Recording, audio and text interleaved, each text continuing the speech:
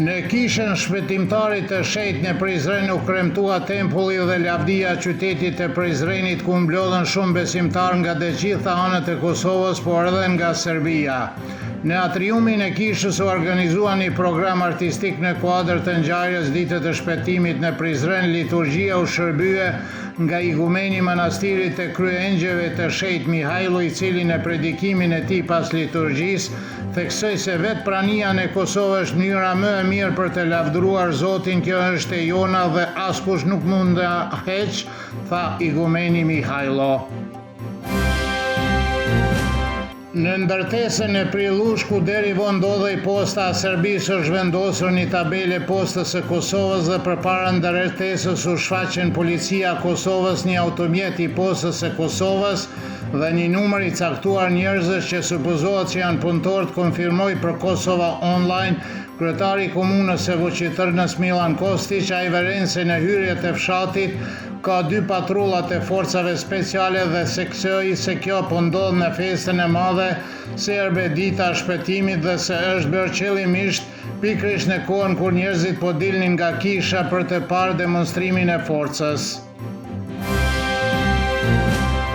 Punonësit e organizatës së sportit dhe turizmit në Leposavić nuk kanë mundur të hyjnë në objektin sportiv në atë qytet, i cili u mor nën kontroll nga komuna Pardje. Portat e sallës ishin të mbyllura, ndërsa zona ishte siguruar nga disa pjesëtar të policisë me 3 automjete. Sipas punëtorëve, situata është komplikuar edhe me tej nga mungesa çdo komunikimi zyrtar dhe përfaqësuesi i tyre, Marko Radosavljević, thotë se salla është uzurpuar me përdorim force dhe pa një vendim me shkrim. Ai theksoi se të gjitha aktivitetet sportive janë pezulluar plotësisht dhe për shkak të kësaj mund të pritet vetëm pakënaqësi edhe më të madhe të popullsisë. Seanca konstituive e mbledhjes së 9 të Parlamentit të Kosovës u ndërprej sot për të 23-ën herë për shkak se nuk ishte korum për formimin e komisionit për votim të fshehtë. Partitë opozitare shqiptare dhe lista serbe nuk propozuan anëtarët e komisionit, kështu që votimi u bë përsëri për të formuar një komision të propozuar nga vetëvendosja, i cili u mbështet vetëm nga 55 deputet, kështu që një seancë e re u caktua për të shtunën. Seanca konstitutive filloi me 15 prill. Mandatet e deputetëve u konfirmuan vetëm 4 ditë më vonë dhe me pas propozimi i vetëvendosjes që Albulena Haxhiu të jetë kryetare e kuvendit nuk kaloi.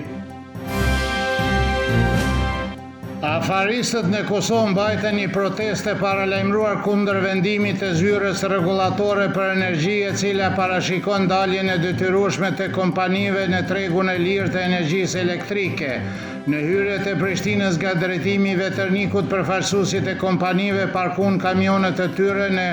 një korsi trafiku, kur sekretari i Odës Ekonomike të Kosovës, Lulzim Rafuna, tha se nuk është e mundur të kalohet në një treg të lirë të energjisë elektrike pa një periudhë tranzitore dhe se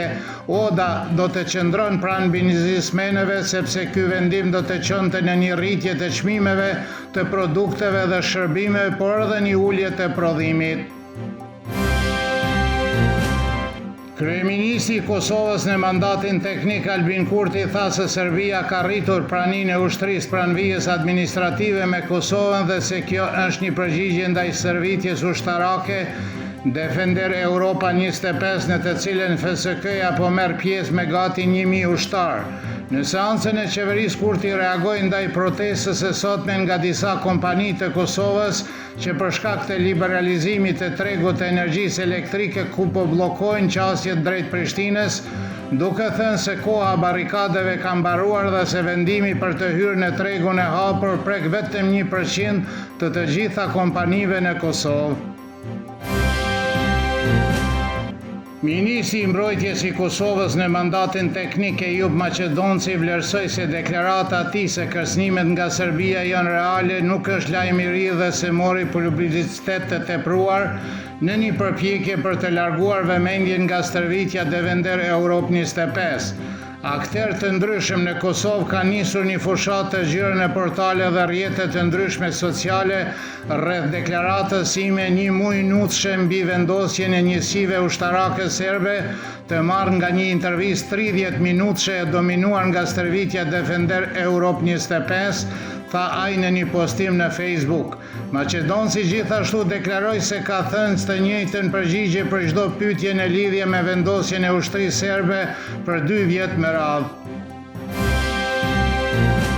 Nesër në mëngjes në pjesën qendrore të Serbisë do të jetë mod me vranësira dhe shira të lehtë, ndërsa pasdite do të ketë kthjellim në të gjithë vendin, do të vazhdojë të fryjë era lehtë dhe fort veri perëndimore. Temperaturat e mëngjesit do të sillen nga 10 deri në 15, kurse ato më të larta të ditës nga 19 deri në 25 gradë Celsius.